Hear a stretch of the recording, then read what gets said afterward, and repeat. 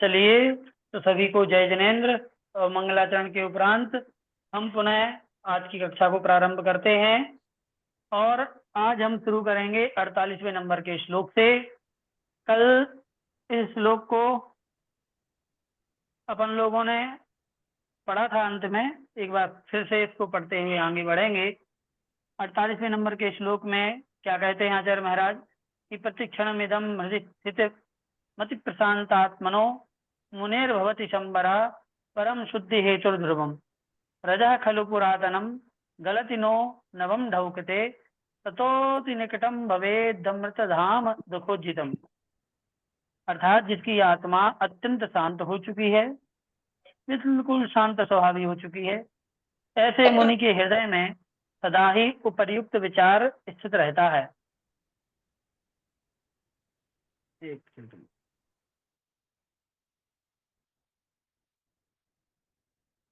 क्या रहता है, जो अपन लोगों ने ऊपर चर्चाएं की हैं मुनिराज की चर्या के बारे में, उनके विचारों के बारे में, उनकी जो सजगता है, अपने मूल गुणों के प्रति जो अडिगता है, दृढ़ता है, वो सब जो अपन लोग पढ़ के आए हैं, वो हमेशा उनके हृदय में वो विचार रहते हैं।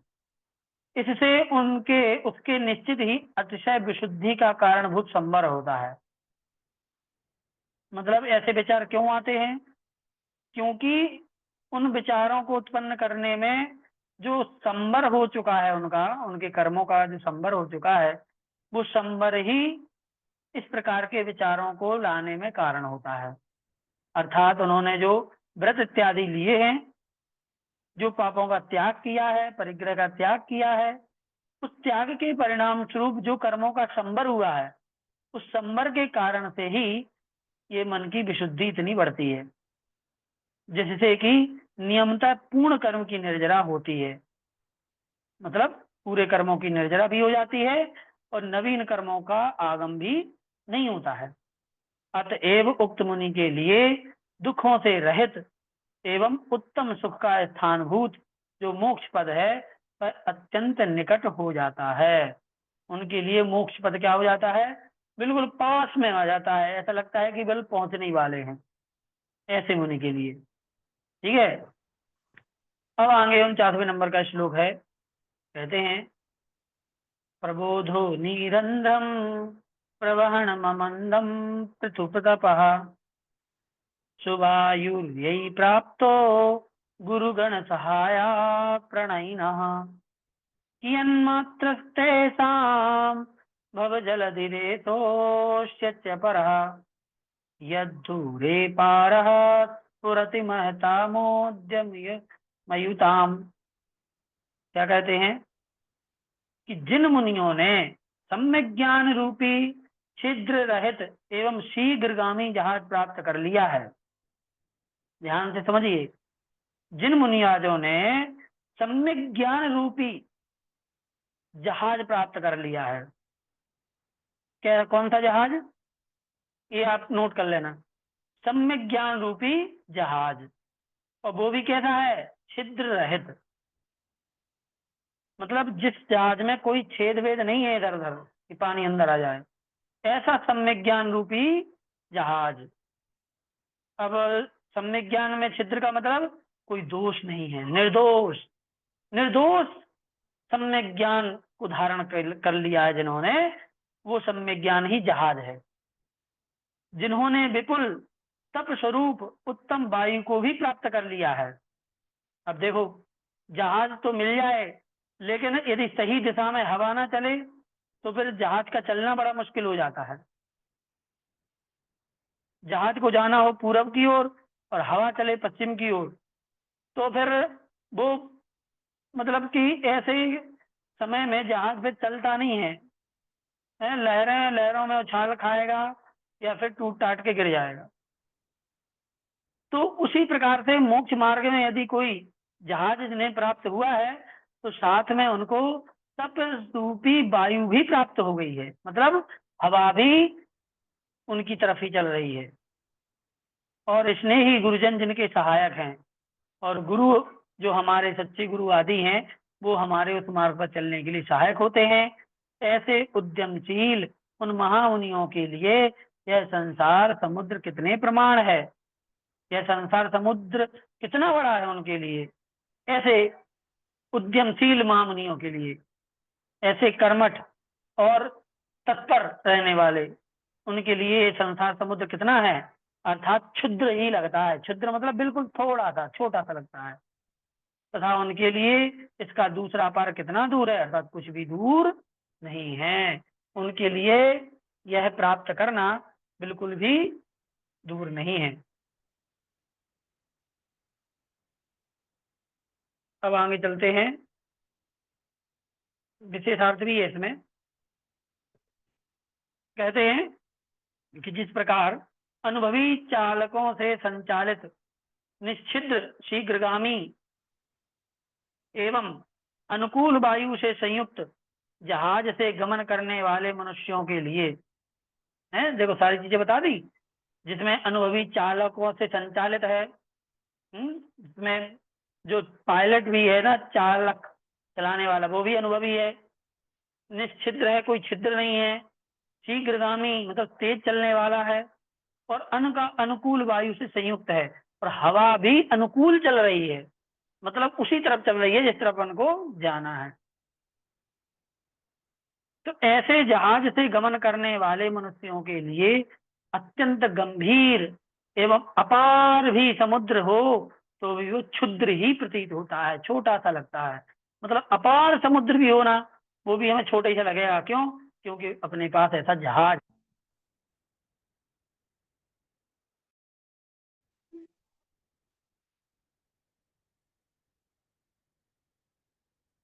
हम्म, बड़े से बड़ा बड़े से बड़ा सागर समुद्र भी अपन पार कर जाएंगे, ऐसा जहाज हमारे पास है।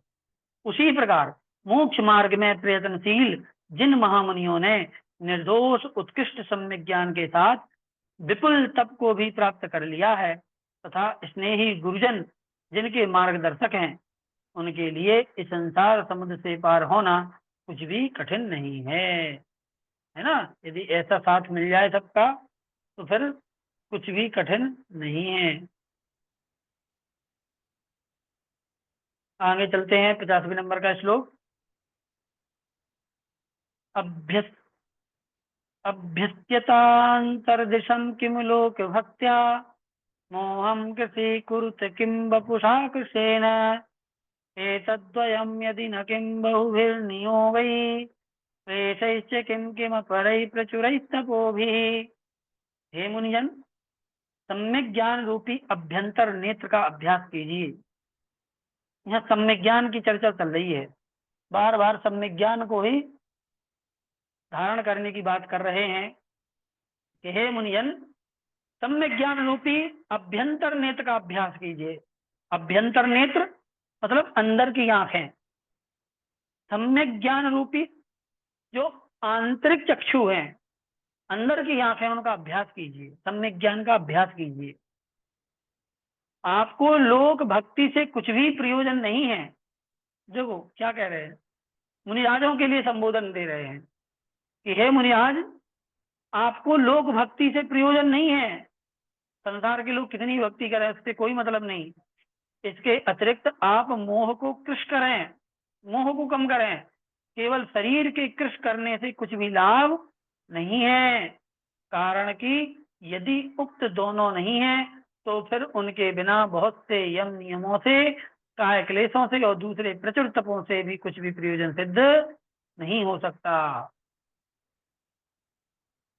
क्या समझ में आया? कि यदि सम्यक ज्ञान रूपी आंतरिक चक्षु नहीं है और अंदर से मोह शांत नहीं हुआ है, मोह खत्म नहीं हुआ है, यदि ये दो चीजें नहीं हुई, मोह खत्म नहीं हुआ और सम्यक ज्ञान रूपी चक्षु जो है वो हमारा सही नहीं है, मतलब सम्यक ज्ञान हमारा अभ्यस्त नहीं है, यदि ये दोनों चीजें नहीं है तो फिर बहुत से नियम, यम, काय क्लेश, कुछ भी तप करते रहो, किसी से कुछ मिलने वाला नहीं है। इसलिए ये चीज समझने की है। 51वें नंबर का श्लोक करते हैं। जुगुप्सुते संसृतिमत्र मायया तितिक्षते प्राप्त परिसहानपि न चेन्मुनिर्दृष्ट कषाय निग्रहात् चिकित्सित्वान्त मग प्रशांतये। यदि मुनि पाप की शांति के लिए दुष्ट कषायों का निग्रह करके अपने मन का उपचार नहीं करता है, क्या यदि कोई मुनिराज पापों की शांति के लिए दुष्ट कषायों का निग्रह करके अपने मन का उपचार नहीं करता है, अर्थात उसे निर्मल नहीं करता है, तो यह समझना चाहिए कि वह जो संसार से घृणा करता है तथा परिसरों का भी सहन करता है, वह केवल मायाचार से ही ऐसा करता है, ना कि अंतरंग प्रेरणा से। बताओ।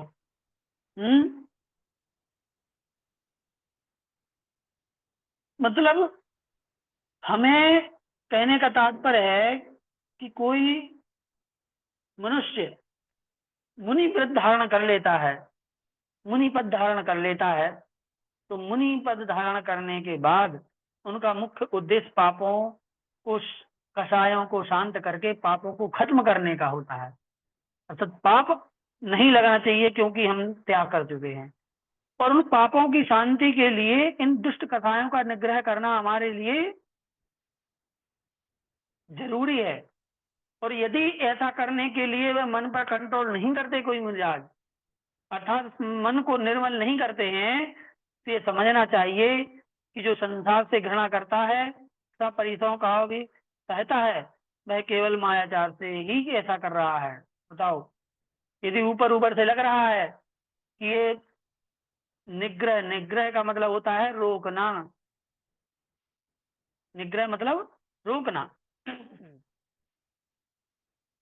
तो यह समझना चाहिए कि वह जो संसार से घृणा करता है, मतलब दिखाई दे रहा है कि संसार से इनको घृणा है, ये संसार से विरक्त हैं, और जो परिचय भी सहन कर रहे हैं कि उष्ण दंश मशक, ठंडी गर्मी बारिश मच्छर डांस, कुछ भी जो परिसरों का सहन हो रहा है उनके द्वारा, ये सारी चीजें भी मायाचारी है, अर्थात वो दिखाने के लिए कर रहे हैं, अंतरंग में उनके धर्म है ही नहीं। बहुत सूक्ष्म है जो ये जैन दर्शन, बहुत सूक्ष्म है। 52वें नंबर का श्लोक।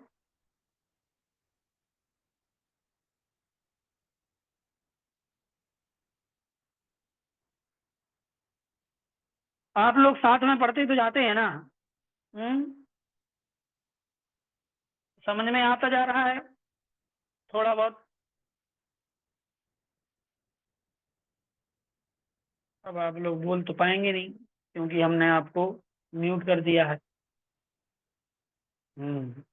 और हम आपको देख भी नहीं पा रहे हैं क्योंकि, हाँ राजेश जी कह रहे हैं कि हाँ ठीक है बस सब लोगों की बात हम समझ गए हैं पूरी तरीके से।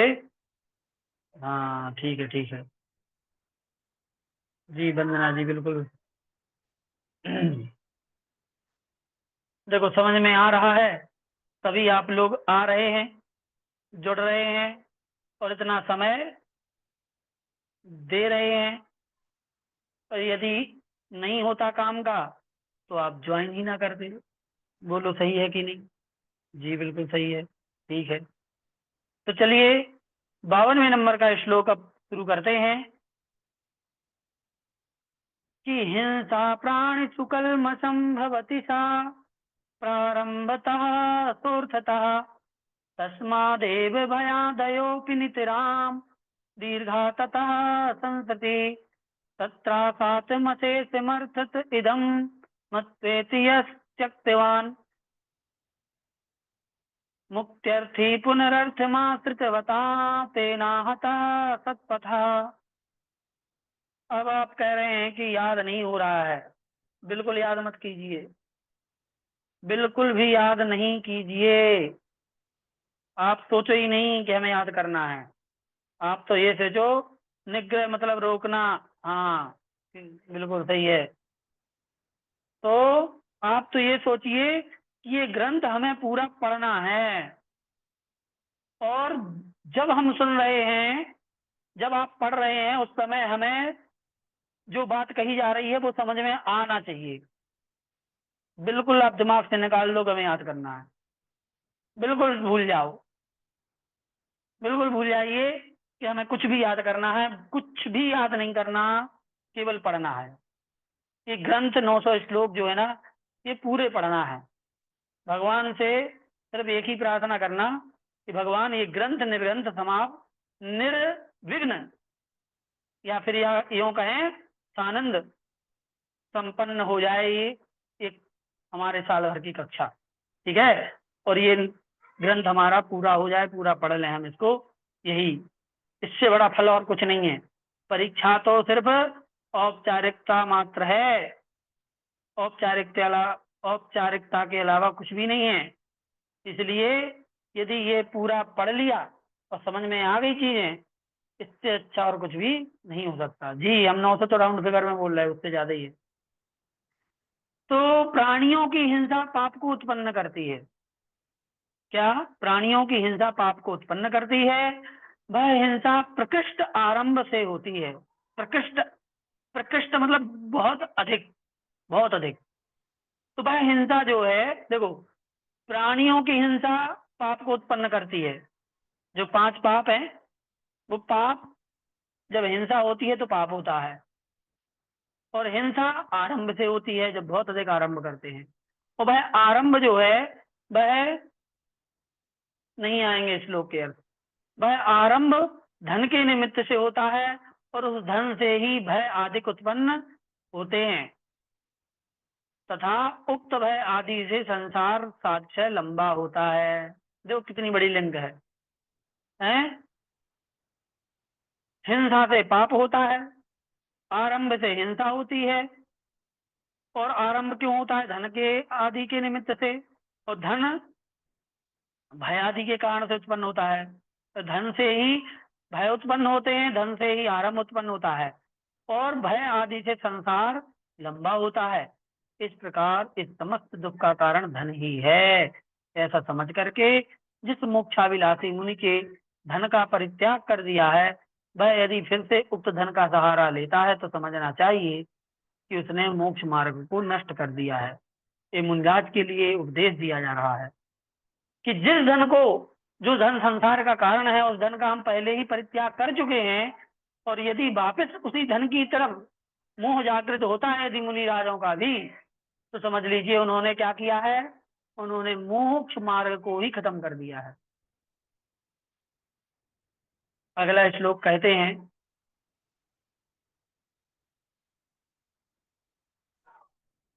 दुर्ध्यानार्थमवद्य कारणमहो निर्ग्रंथता नये तय्या हेतु तृणाद्यपि प्रथमिनाम लज्जाकरं स्वीकृतम् यत्तत् किं न गृहस्थयोग्यमपरं शरणादिकं साम्प्रतं निर्ग्रंथेष्वपि चेत् तदस्ति नितरां प्रायः प्रविष्टः कलि।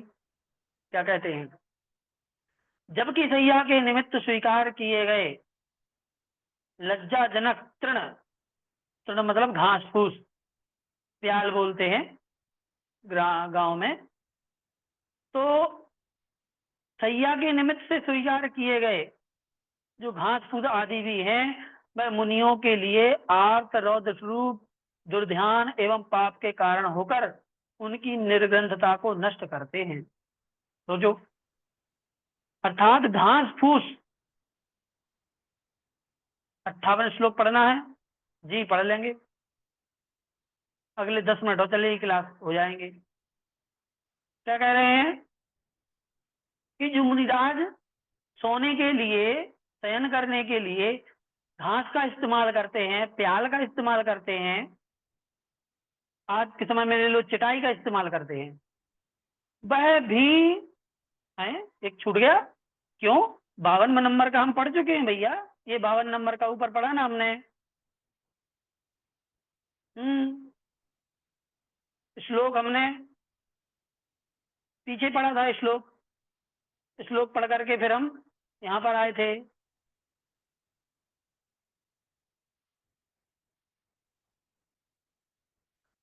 हाँ बहुत अच्छा करते हैं। नहीं, क्या नहीं भाई है? हमने ये 52वें नंबर का श्लोक यहाँ पढ़ा था। करेक्ट सीक्वेंस, हाँ बिल्कुल सही बात है, पढ़ चुके हैं। हम्म। चलिए, तो समझिए क्या कहा जा रहा है मुनिराजों के लिए कि मुनिराज जो शयन करने के लिए घास इत्यादि की जो इस्तेमाल करते हैं। वाह रजनी जी, आपका पेज पलट गया, आप हमें ही पलटने चले हो। चलो ठीक है। हम्म। और तो जो चटाई इत्यादि का इस्तेमाल करते हैं, वह चटाई भी आत रौद्र रूप, आत ध्यान और रौद्र ध्यान रूप दुर्ध्यान एवं पाप के कारण होकर निर्गंधता अर्थात निष्परिग्रहता को नष्ट करते हैं।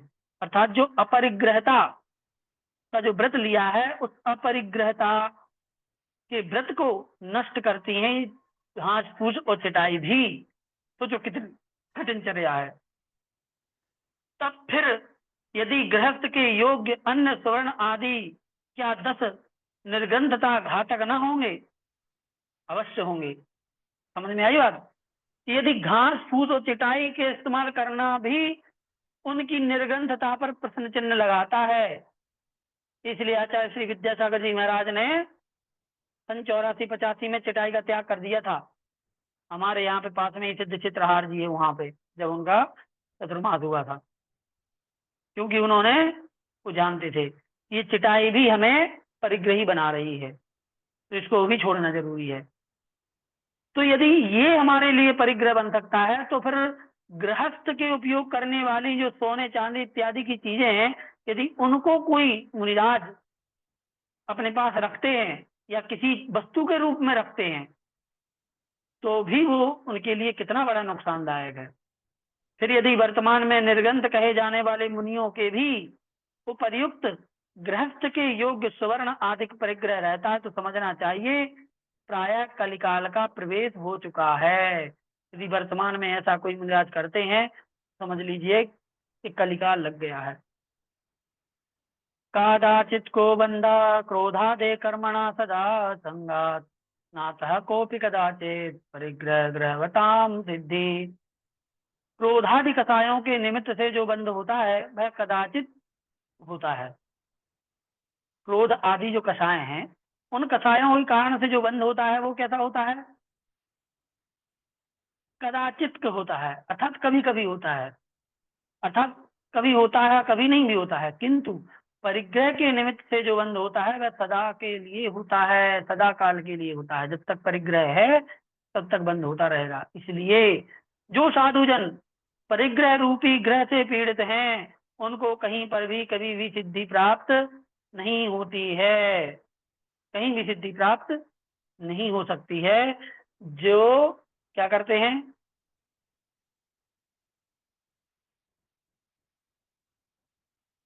जो परिग्रह से सहित हैं, उन्हें कभी भी सिद्धि नहीं हो सकती, ये पक्की बात है। अगला,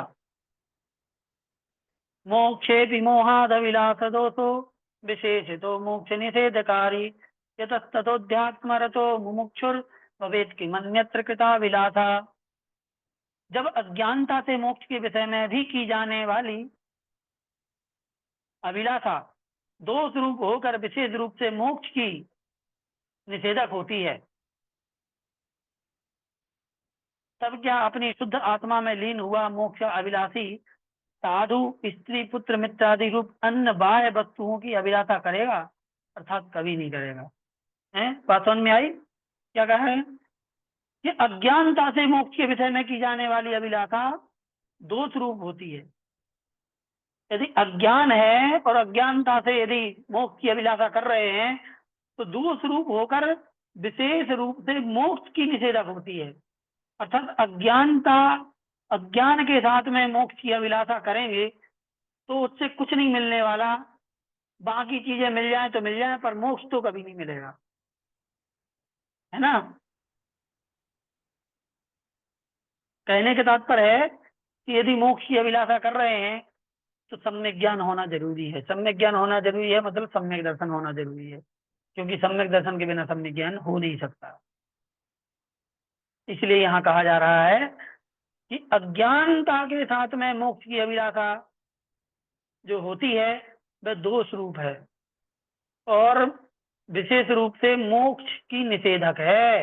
निषेधक मतलब निषेध करने वाली, निगेटिव, नकारात्मक, मोक्ष को न देने वाली है अज्ञानता के साथ। तब क्या अपनी शुद्ध आत्मा में लीन हुआ मोक्ष का अभिलाषी साधु स्त्री पुत्र मित्रादि रूप अन्य बाह्य वस्तुओं की अभिलाषा करेगा? अब बताओ। फिर एक मुनिराज जो अपनी आत्मा में रमण कर रहे हैं, आत्मा में लीन हो रहे हैं, शुद्धोपयोग धारण कर रहे हैं, तो ऐसे शुद्धोपयोगी मुनिराज क्या धन, पैसा, स्त्री पुत्र मित्र आदि के प्रति मोह व्यक्त करेंगे? क्या मोह जागृत करेंगे? क्या मोही बनेंगे? नहीं करेंगे।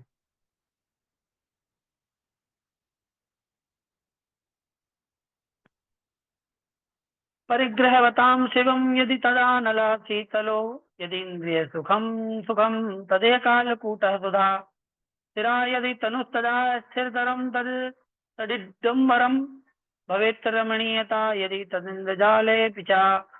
ये पेन कौन चला रहे हैं भाई साहब? है बार बार हमारी पीडीएफ को आप लाल कलर से लिख देते हैं, फिर हमें पढ़ने में कठिनाई आती है।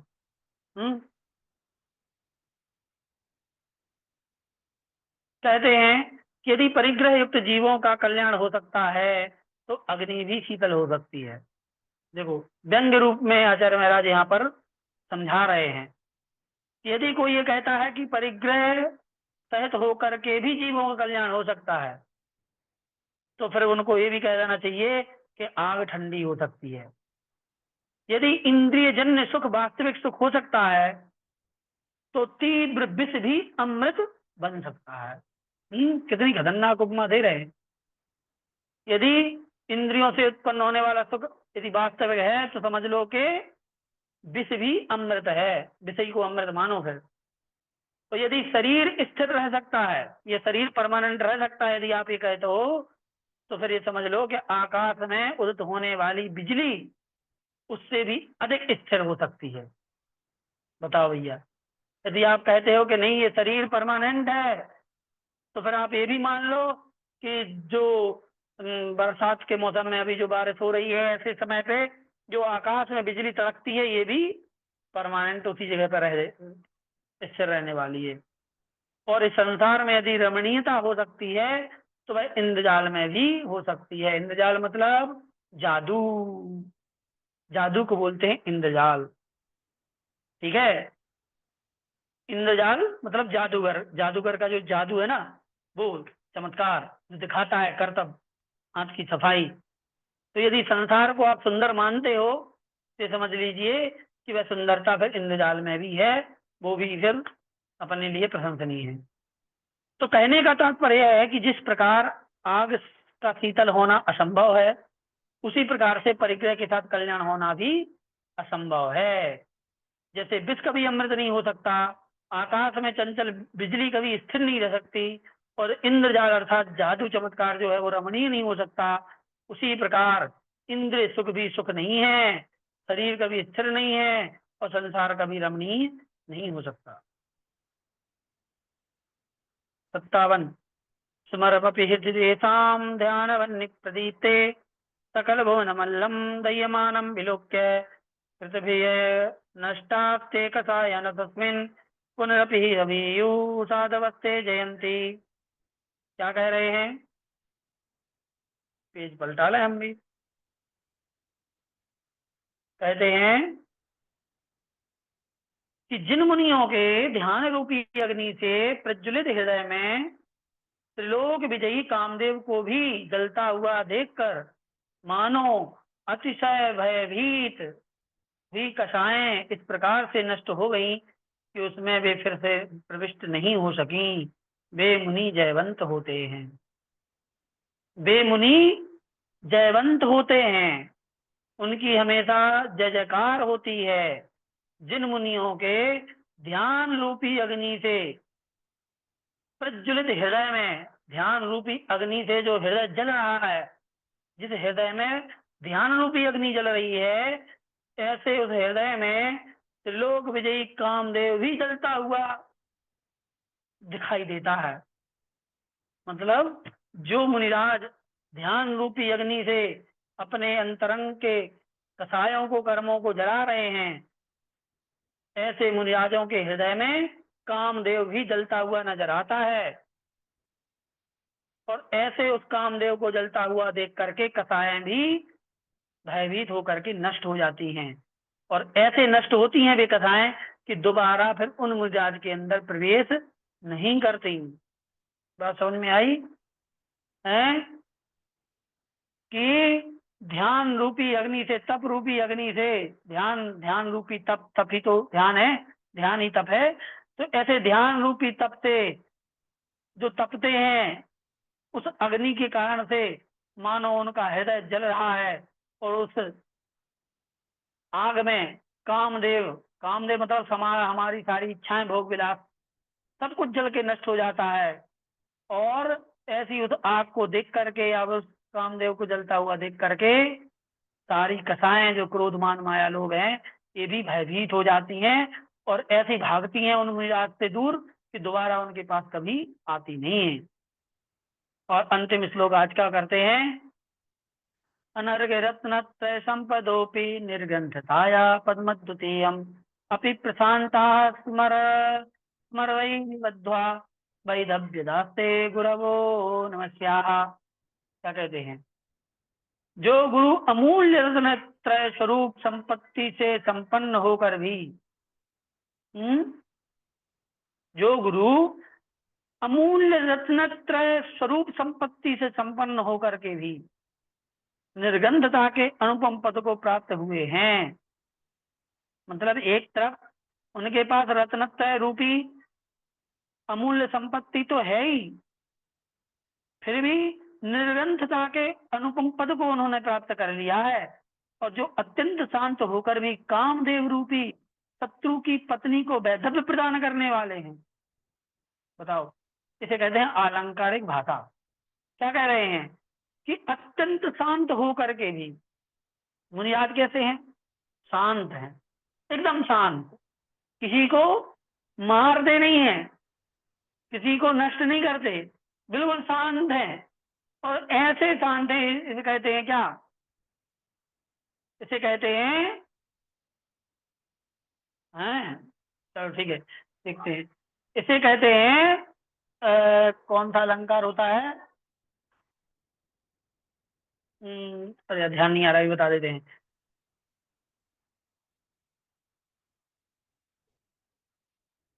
व्यतिरेक अलंकार है, कौन सा ध्यान नहीं आ रहा, ये बताते हैं।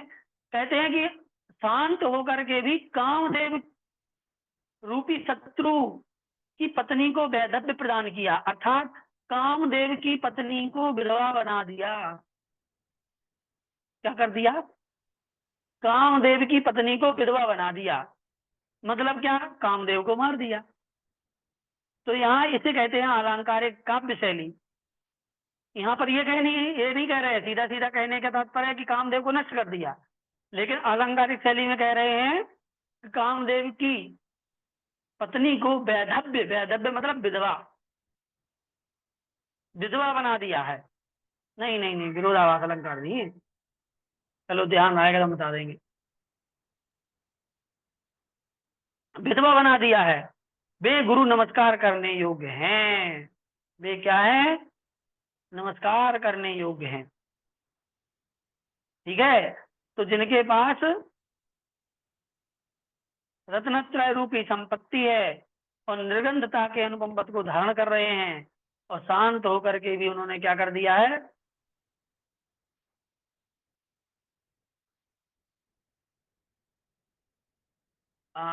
सब लोग एक एक अलंकार का नाम लिख दो, हमें याद आ ही जाएगा।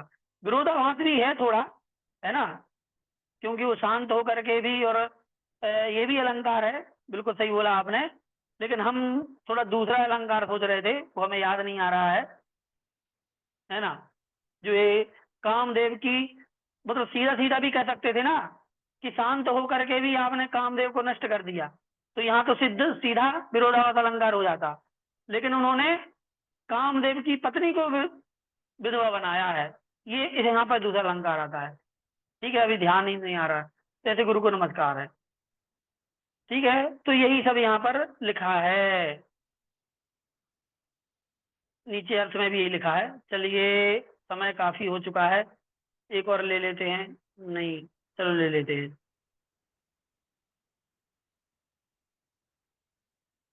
ये स्वाचार मपार सौख्य सुतरोर्बीजं परम पंचधा तद्बोधा स्वयमाचरन्ति च परा नाचारयन्त्येव च ग्रंथ ग्रंथि विमुक्त मुक्ति पदवीं प्राप्ताश्च हि प्रापिता ते रत्नत्रय धारिणा से सुगम कुर्वन्ति न सूर्या। क्या कहते हैं कि जो विवेकी आचार अपरिमित सुख रूपी उत्तम वृक्ष के बीजभूत अपने 5 प्रकार के ज्ञान, दर्शन, तप, वीर और चारित्र जो पंचाचार हैं, ऐसे उत्कृष्ट आचार का स्वयं पालन करते हैं तथा अन्य शिष्यों को भी पालन कराते हैं। जो परिग्रह रूपी गांठ से रहते हैं, ऐसे मोक्ष मार्ग को स्वयं प्राप्त हो चुके हैं तथा जिन्होंने अन्य आत्महितैषियों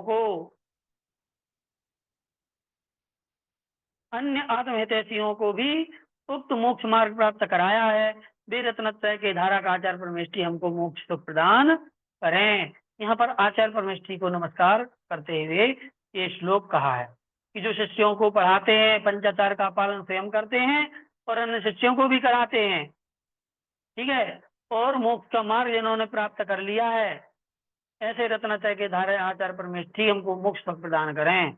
और 60वें नंबर का भी चलो कर ही देते हैं कि भ्रांति प्रदेशेषु बहुवर्षेषु जन्म कक्षे पंथानमेक ममृतस्य परम नयन्ति ये लोकमुन्नत धिया प्रणमामि तेभ्यः तेनाप्यहं जिग मिसुर गुरुनाथ नायके। जो उन्नत बुद्धि के धारक आचार्य इस जन्म मरण रूप संसार रूपी वन में भ्रांति को उत्पन्न करने वाले अनेक मार्गों के होने पर भी दूसरे जनों को केवल मोक्ष के मार्ग पर ही ले जाते हैं, उन अन्य मुनियों को सन्मार्ग पर ले जाने वाले आचार्य को मैं भी उसी मार्ग से जाने का इच्छुक होकर नमस्कार करता हूँ। यहाँ आचार्य परमेष्ठी की चर्चा चल रही है पिछले 2 श्लोकों से कि उन्नत बुद्धि के धारक आचार्य इस जन्म मरण रूपी संसार में क्या करते हैं, जन्म मरण रूपी संसार का जो वन है, इस वन में भ्रांति उत्पन्न करने वाले अनेक रास्ते होते हैं जो हमको भटका सकते हैं जंगल में, लेकिन वो मुनिराज क्या करते हैं, हमें उन अनेक मार्गों में से केवल एक मोक्ष मार्ग जो होता है उस मोक्ष मार्ग की ओर ले जाते हैं और अन्य मुनियों को भी सन्मार्ग पर ले जाने वाले होते हैं। ऐसे आचार्य परमेष्ठी को मैं मोक्ष मार्ग का विलासी होता हुआ उनको नमस्कार करता हूँ। ठीक है, तो ये मोह संसार रूपी जंगल है, जंगल में अनेक रास्ते हैं और आचार्य परमेष्ठी क्या करते हैं, उन अनेक भटकाव वाले रास्तों को छोड़ करके एक जो सही रास्ता होता है मोक्ष मार्ग, उस पे हमें ले चलते हैं, अपने सारे शिष्यों को ले जाते हैं। ऐसे आचार्य परमेष्ठी को हमारा नमस्कार हो। चलिए, आज की कक्षा यहाँ पे समाप्त होती है। जनमानस स्तुति कर लें सभी लोग।